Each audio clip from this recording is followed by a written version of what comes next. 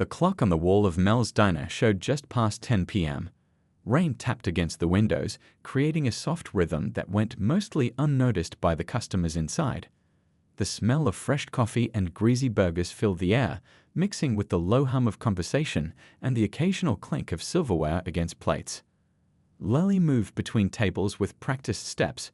She'd been working at Mel's for almost 4 years now, and she knew every crack in the floor, every sticky spot on the counter. Her brown hair was pulled back in a simple ponytail, and her blue uniform had a small coffee stain near the pocket that wouldn't come out no matter how many times she washed it. "Order up," called Pete from the kitchen, his voice rough from years of smoking. Lily grabbed the plates, 2 cheeseburgers with extra fries, and headed toward the young couple in booth 3. They smiled as she set down their food, the girl immediately reaching for the ketchup. These were her favorite kind of customers, the ones who saw her as a person, not just as someone bringing their food.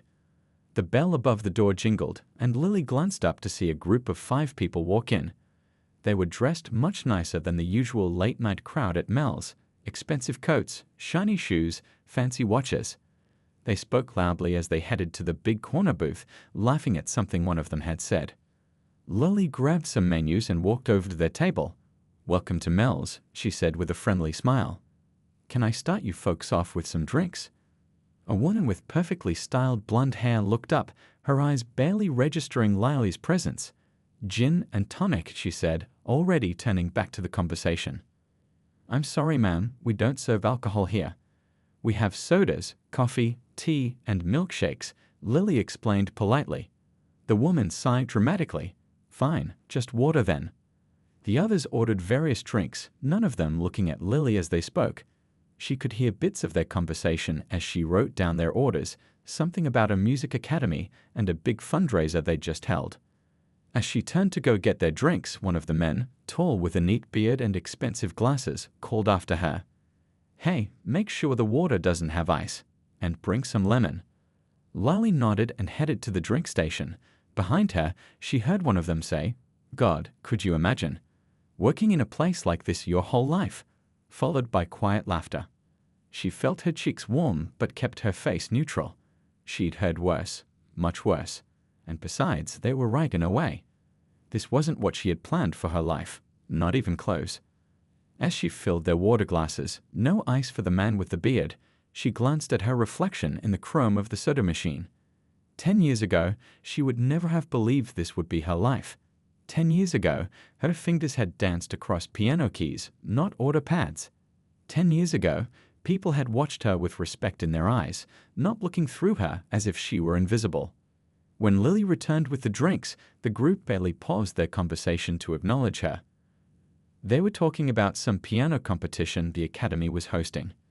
"The talent this year is just dreadful," said a heavyset man in an expensive suit. "None of these kids understand what it means to truly feel the music." The woman with the blonde hair nodded. "That's because none of them have lived enough to understand pain or joy or passion. They just play the notes." Lily set down the last drink and pulled out her notepad. "Are you ready to order, or do you need a few minutes?" The man with the beard waved his hand dismissively. "Give us a minute. We're discussing important matters." She stepped back, tucking the notepad into her apron pocket. As she walked away, she heard the heavyset man say, "Speaking of which, what's that old thing in the corner? Is that supposed to be a piano?" Lily glanced at the upright piano that had been sitting in the corner of the diner for as long as she could remember. It was mostly for show these days, though old man Mel sometimes played simple tunes on Christmas Eve. Little did they know that the waitress they barely looked at knew that piano better than they could imagine. Little did they know what those hands that now carried plates and wiped tables were truly capable of. And soon, they would find out in a way that none of them would ever forget. The kitchen door swung shut behind Lily as she escaped the dining room for a moment. She leaned against the wall, closing her eyes briefly.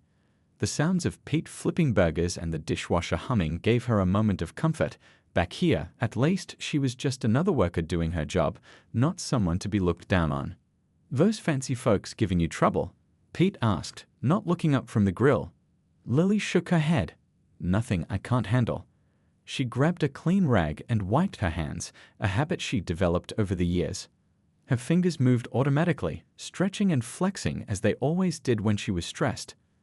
What those people in the dining room couldn't see were the calluses on her fingers, not just from carrying heavy trays, but from years of pressing down on piano keys for hours every day. They couldn't see the way her foot sometimes tapped out rhythms unconsciously, or how she counted beats in her head when she walked. 12 years ago, those same hands had played at Carnegie Hall during a youth showcase. 12 years ago, critics had called her the next great American pianist. Her old piano teacher, Mrs. Novak, had once told her, "Some people play the notes, but you, Lily, you make the piano sing." She grabbed the coffee pot and headed back out to the dining area. As she refilled cups at the counter, she couldn't help overhearing the conversation from the corner booth. "This year's competition is next month," said the bearded man. "The grand prize is $10,000 and a performance with the symphony." "Not that any of these students deserve it," the blonde woman replied. "I've heard the finalists practice. Technically good, but no soul." Lily's heart beat a little faster. $10,000. That was enough to cover her brother's medical bills, the ones that had piled up after his accident last year. The bills that had forced her to sell her piano, the beautiful baby grand that had been her most prized possession. She still played sometimes on the old upright at the community center. Late at night, when the building was empty, the cleaning lady would let her in. Lily would play until her fingers ached, letting the music wash away the smell of grease and the weight of unfulfilled dreams. Only one person at the diner knew about her past. Old man Mel had caught her once, about a year after she started working for him. She'd stayed late to clean up, and the piano in the corner had called to her. She thought everyone had left, but Mel had forgotten his keys and came back to find her playing Rachmaninoff with tears streaming down her face. "Why don't you play for people anymore?" he'd asked after she finished. Lily had just shaken her head. "That life is over," she'd said. "Sometimes dreams have to wait." But Mel had never forgotten. Sometimes she'd catch him watching her, with a sad look in his eyes when she carried plates or mopped floors, tasks that had nothing to do with the gift she'd been born with. Now, as she poured coffee for an old man at the counter, she glanced at the piano in the corner. It was covered with a thin layer of dust. Nobody had played it in months. She wondered if it was even in tune anymore. "Miss, hey, waitress." The voice from the corner booth snapped her back to reality. The heavy-set man was waving impatiently. Lily put down the coffee pot and walked over. "Yes, sir.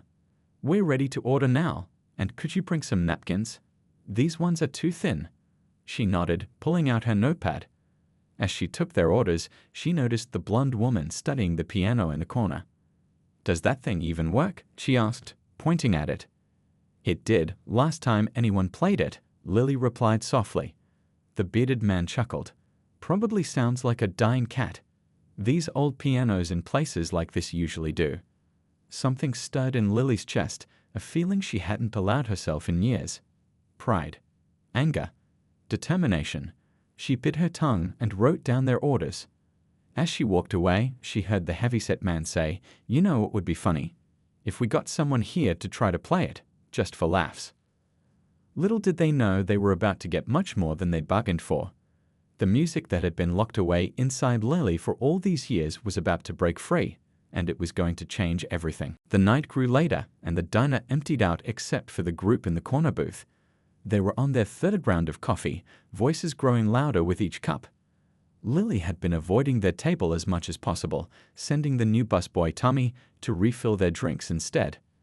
"These people are something else," Tommy whispered as he passed Lily at the counter. "The big guy just gave me a 20-cent tip and acted like he was doing me a huge favor." Lily smiled sympathetically. Some folks forget what it's like to work hard for a living. Rain continued to tap against the windows, and the neon "open" sign reflected in puddles outside. Most nights, Lily would be counting the minutes until closing time, eager to get home to her small apartment where she could kick off her shoes and rest her tired feet. But tonight, she found herself distracted by the conversation from the corner booth. "I'm telling you," said the bearded man, whose name Lily had gathered was David, "none of these kids today understand what real music is about. They can play the notes, sure, but there's no feeling, no passion." The heavy-set man, who seemed to be in charge and who the others called Mr. Reynolds, nodded in agreement. That's because they've never struggled. Real music comes from struggle, from life experiences. Lally set down the plates she was carrying perhaps a bit too forcefully. These people had no idea what struggle meant. They hadn't watched their mother work 3 jobs to pay for piano lessons. They hadn't given up a full scholarship to a prestigious music school to care for a sick relative. They hadn't sold their instrument, the one thing that brought them joy, to pay medical bills. The blonde woman noticed the piano again. I wonder when that thing was last tuned. Probably sounds awful. Mr. Reynolds squinted at it through his expensive glasses. Is that a Baldwin? Hard to tell from here. Old man Mel, who had been quietly doing paperwork at the register, looked up. It's a Steinway, actually, 1922. Been in my family for generations. All heads turned toward him. The group seemed surprised that the diner owner would know, or own, such a prestigious brand. A Steinway? In a place like this? David laughed. Must be in terrible condition. Mel shrugged. It gets tuned twice a year. My father was particular about that, and so am I. Mr. Reynolds raised an eyebrow. You're telling me that's a properly maintained Steinway? That's hard to believe. Believe what you want, Mel said, turning back to his paperwork. Well, said David with a smirk, if it's such a wonderful instrument, surely someone here can play it. The blonde woman, Nancy, Lily had heard the others call her, laughed. Oh no, I'd love to see that. The fry cook playing Chopin. Lily felt her cheeks burn as she wiped down a nearby table. These people had no right to judge anyone here. They didn't know Pete had put his kids through college with his cooking. They didn't know Tommy was working 2 jobs to care for his grandmother. And they certainly didn't know about her. Mr. Reynolds stood up suddenly. I have an idea, he announced, pulling out his wallet. Let's make this interesting. $500 to anyone in this diner who can play. He paused dramatically. Chopin's Revolutionary Etude. Nancy gasped. John, that's one of the most difficult pieces in the repertoire. Exactly, Mr. Reynolds replied with a smug smile. $500. Any takers? The diner fell silent. Tommy looked confused. He probably didn't even know who Chopin was. Pete peeked out from the kitchen window, frowning at the commotion. Mel set down his pen and looked directly at Lally. There was a question in his eyes, one that she'd been avoiding for years. A challenge. An opportunity. Well, Mr. Reynolds pressed, waving a handful of bills. No piano experts hiding among the staff. No hidden talents. Lily's heart pounded in her chest. $500 would cover half of what she still owed on her brother's hospital bills. $500 would mean she could start saving again, maybe even for a piano of her own someday. She took a deep breath. Her hands trembled slightly as she untied her apron and set it on the counter. I'll do it, she said, her voice steadier than she felt. I'll play your etude. The group in the booth stared at her in stunned silence for a moment before erupting into laughter. You? Nancy said between chuckles. The waitress. Mr. Reynolds looked her up and down, taking in her worn uniform and tired eyes. Do you even know what an etude is, sweetheart? Lily didn't answer. She simply walked toward the piano in the corner, each step bringing her closer to the life she had left behind, and possibly to a new beginning. The final notes of the revolutionary etude hung in the air of the small diner. For a moment, no one moved. No one spoke.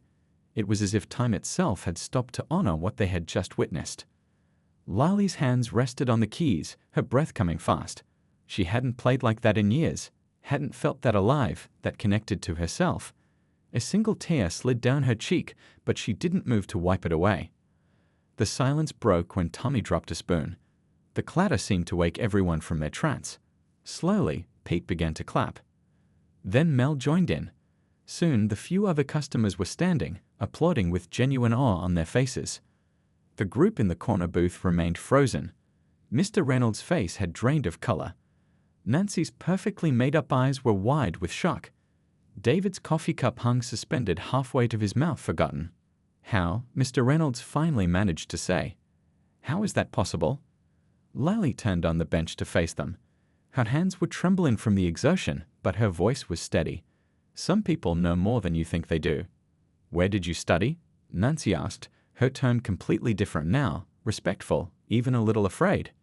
Curtis Institute, Lily replied. I was there for 2 years before I had to leave. Recognition dawned on David's face. Wait a minute. Lily Chen, the prodigy from Boston. Lily nodded slightly. She hadn't heard anyone refer to her that way in a very long time. But you disappeared, Mr. Reynolds said, leaning forward. There were articles about you. Competition wins. Then nothing. Everyone wondered what happened. Lily gave a small, sad smile. Life happened. My dad got sick. Someone needed to pay the bills. Music schools don't exactly cover that. The weight of what she was saying seemed to settle over the group. For perhaps the first time, they were seeing beyond the uniform, beyond their assumptions. Pete had come to stand beside the piano, his usually gruff face soft with amazement. You've been flippin' burgers with me for 4 years, and you never once mentioned you could play like that. Lily shrugged. It didn't seem important to the job. Not important, Tommy exclaimed. That was the most amazing thing I've ever heard. You played it better than the videos they showed us in music class. Mr. Reynolds stood up and walked over to the piano.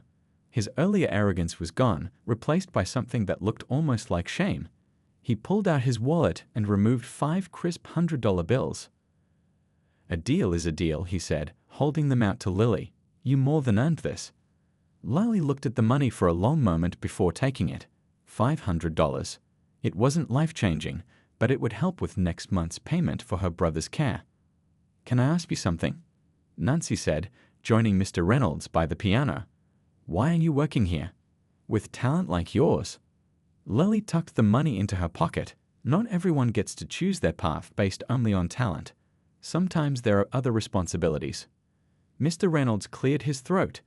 The competition I mentioned earlier. The application deadline is tomorrow. First prize is $10,000 and a concert with the symphony. Lily's heart skipped a beat. $10,000 would cover the rest of her brother's medical bills. It would mean freedom from debt, maybe even a chance to buy a piano again. You should enter, David said, all mockery gone from his voice. What you just played, that was better than any of our current finalists. Mel stepped forward. She'll need time off for practice, for the competition. I can't just, Lily began. Yes, you can, Mel interrupted. I've been waiting years to hear you play again. The diner will survive if you take some time. We'll make it work. Lily looked around at the faces watching her. Pete, Tommy, Mel, even the Music Academy people who had mocked her just an hour ago. Something had shifted. Something had awakened that she thought was gone forever. There's more, Mr. Reynolds said. We need a new piano instructor at the academy. Our last one moved to Chicago. The position includes studio time, a decent salary, benefits. Lily felt dizzy. Was this really happening? After all these years of carrying plates and wiping tables, was music coming back into her life? You don't have to decide about the job now, Nancy added quickly. But the competition, you should at least enter that. Lily's fingers brushed the keys again, feeling their familiar smoothness. The music was still there, had always been there, waiting inside her. Maybe it was time to let it out again. Okay, she said softly. I'll enter the competition. The smile that spread across her face was the first genuine one she felt in years. It wasn't just about the money or even about the music. It was about reclaiming a part of herself she thought was lost forever. The final notes of the revolutionary etude hung in the air of the small diner. For a moment, no one moved. No one spoke. It was as if time itself had stopped to honor what they had just witnessed. Lily's hands rested on the keys, her breath coming fast. She hadn't played like that in years, hadn't felt that alive, that connected to herself. A single tear slid down her cheek, but she didn't move to wipe it away. The silence broke when Tommy dropped a spoon. The clatter seemed to wake everyone from their trance. Slowly, Pete began to clap. Then Mel joined in. Soon, the few other customers were standing, applauding with genuine awe on their faces. The group in the corner booth remained frozen. Mr. Reynolds' face had drained of color. Nancy's perfectly made-up eyes were wide with shock. David's coffee cup hung suspended halfway to his mouth, forgotten. How, Mr. Reynolds finally managed to say. How is that possible? Lily turned on the bench to face them. Her hands were trembling from the exertion, but her voice was steady. Some people know more than you think they do. "Where did you study?" Nancy asked, her tone completely different now, respectful, even a little afraid. "Curtis Institute," Lily replied. "I was there for 2 years before I had to leave." Recognition dawned on David's face. "Wait a minute.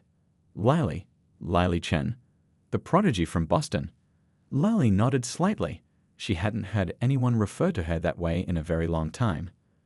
"But you disappeared," Mr. Reynolds said, leaning forward. "There were articles about you. Competition wins. Then nothing. Everyone wondered what happened." Lily gave a small, sad smile. "Life happened. My dad got sick. Someone needed to pay the bills. Music schools don't exactly cover that." The weight of what she was saying seemed to settle over the group. For perhaps the first time, they were seeing beyond the uniform, beyond their assumptions. Pete had come to stand beside the piano, his usually gruff face soft with amazement. "You've been flippin' burgers with me for 4 years, and you never once mentioned you could play like that."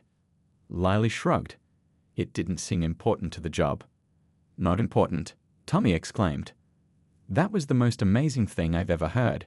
You played it better than the videos they showed us in music class." Mr. Reynolds stood up and walked over to the piano. His earlier arrogance was gone, replaced by something that looked almost like shame.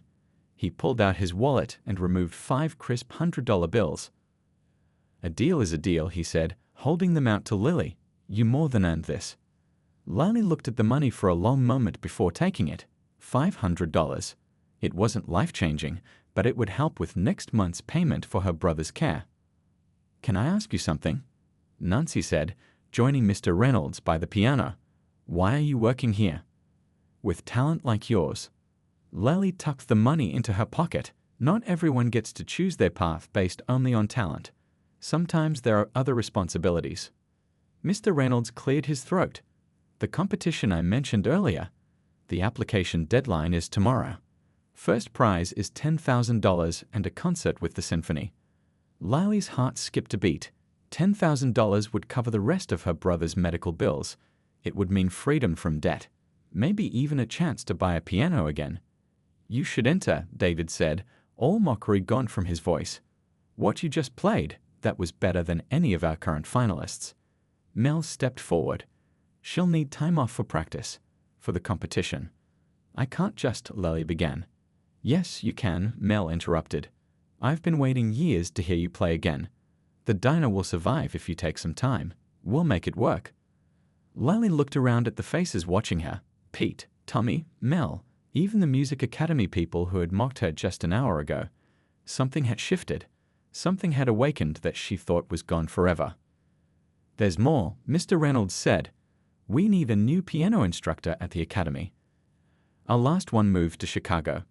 The position includes studio time, a decent salary, benefits. Lily felt dizzy. Was this really happening? After all these years of carrying plates and wiping tables, was music coming back into her life? "You don't have to decide about the job now," Nancy added quickly. "But the competition, you should at least enter that." Lily's fingers brushed the keys again, feeling their familiar smoothness. The music was still there, had always been there, waiting inside her. Maybe it was time to let it out again. "Okay," she said softly. "I'll enter the competition." The smile that spread across her face was the first genuine one she'd felt in years. It wasn't just about the money or even about the music. It was about reclaiming a part of herself she thought was lost forever. The next 3 weeks passed in a blur for Lily.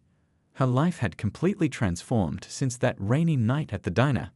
Most days now, she woke up before sunrise and walked to the music academy where Mr. Reynolds had arranged for her to use one of the practice rooms. The first time she stepped into that room with its gleaming grand piano, she had felt like an imposter in her worn jeans and faded sweatshirt. But the moment her fingers touched the keys, all those feelings melted away. The piano didn't care what she wore or where she worked. The piano only cared about the music. She still worked at Mel's 3 days a week. She couldn't afford to quit completely, and truthfully, she didn't want to. Those people had become her family during the years when music had been absent from her life. "Order up," Pete called from the kitchen, sliding a plate of pancakes across the counter. Lily grabbed it with practiced ease. "Thanks, Pete." As she delivered the breakfast to an elderly couple at table 5, the woman looked up at her with curiosity. "Aren't you the piano player everyone's talking about?" she asked. "My grandson is in the youth program at the music academy. He said there's a waitress who plays like an angel." Lily felt her cheeks warm. Word had spread quickly through their small town. "I'm just entering a competition," she said modestly. "It's not a big deal." "Not what I heard," the woman's husband chimed in.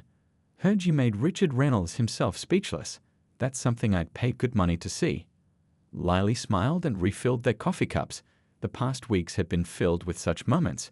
Regular customers discovering her hidden talent, neighbors stopping her on the street to wish her luck, even a small article in the local paper. It was strange being seen after years of feeling invisible. After her shift ended at noon, Lily rushed to the academy. The competition was just 2 days away, and she still wasn't completely satisfied with her performance of Liszt's La Campanella, the piece she had chosen to play. The revolutionary etude had too many memories attached to it, both good and bad. For the competition, she wanted something fresh, something that represented her new beginning. She slipped into her assigned practice room and sat down at the piano. Taking a deep breath, she positioned her hands and began to play. The intricate, bell-like melody filled the room. Her fingers danced across the keys, performing leaps and trills that would have seemed impossible just weeks ago. A soft knock interrupted her practice. David stood in the doorway, his earlier arrogance replaced by genuine respect. "That was beautiful," he said. "You've made incredible progress." Lily nodded her thanks. She was still getting used to receiving compliments from the very people who had once looked through her. "The judges arrived this morning," David continued. "They're very excited to hear you play. Your story has created quite a buzz." Lily's hands tensed slightly on the keys. "I don't want to be judged on my story. I want to be judged on my playing." David smiled. "Trust me, once they hear you, the story won't matter. But speaking of stories," he hesitated. "There's someone here to see you." He stepped aside, revealing a thin man with kind eyes standing behind him. Lily felt her heart stop for a moment. "Professor Walsh?" she whispered. Her old piano teacher from Curtis stepped into the room, his eyes shining with unshed tears. "Hello, Lily. It's been a long time." Lily stood, her legs wobbling slightly. "How did you—" "Mr. Reynolds called me," Professor Walsh explained. "Said one of his greatest disappointments was hearing that my most promising student was working in a diner. I had to come see for myself." Lily swallowed hard. The last time she had seen Professor Walsh was the day she had told him she was leaving school. He had begged her to reconsider, offered to help find scholarships, even offered to pay some expenses himself. But her father's medical bills had been too great, her siblings too young to support themselves. "I'm sorry I disappeared," she said softly. Professor Walsh shook his head. "Don't apologize for being a good daughter. I just wish you hadn't disappeared from music entirely." "It was too painful," Lily admitted. "To play a little seemed worse than not playing at all." Her old teacher nodded in understanding. "And now?" Lily looked at the piano, her constant companion these past weeks. "Now it feels like coming home." Professor Walsh smiled. "I've been listening outside. Your list is excellent, but," he paused, "have you considered playing Chopin for the competition? The piece from the diner? Mr. Reynolds told me about that night." Lily felt a flutter of nervousness. "You think I should?"